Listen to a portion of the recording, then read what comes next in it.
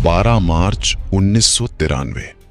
धमाकों से पहले चेतावनी आ चुकी थी, फिर भी किसी ने रोका नहीं। मुंबई की एक सामान्य दोपहर, सब कुछ बिल्कुल सामान्य था, लेकिन समंदर के रास्ते कुछ और ही शहर में प्रवेश कर रहा था। RDX, एक सैन्य स्तर का विस्फोटक जो एक पूरे शहर को हिला सकता था। और सबसे चौंकाने वाली बात, इसकी चेतावनी पहली ही फाइलों में दर्ज हो चुकी थी, फिर भी इसे गंभीरता से नहीं लिया गया, या शायद लेना ही नहीं चाहा गया। RDX शहर में फैल चुका था और काउंटडाउन शुरू हो चुका था।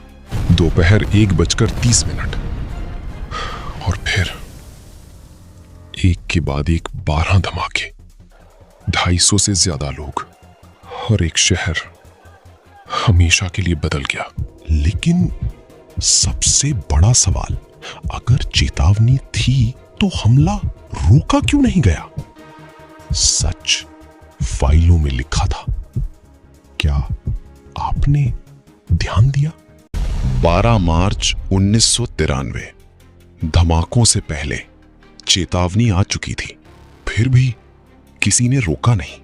मुंबई की एक सामान्य दोपहर, सब कुछ बिल्कुल सामान्य था, लेकिन समंदर के रास्ते कुछ और ही शहर में प्रवेश कर रहा था।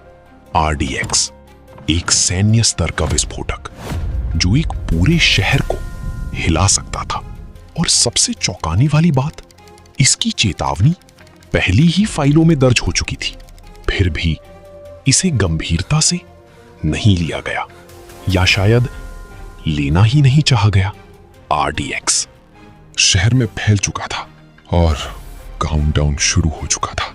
दोपहर 1:30 और फिर एक के बाद एक 12 धमाके, 250 से ज्यादा लोग और एक शहर हमेशा के लिए बदल गया।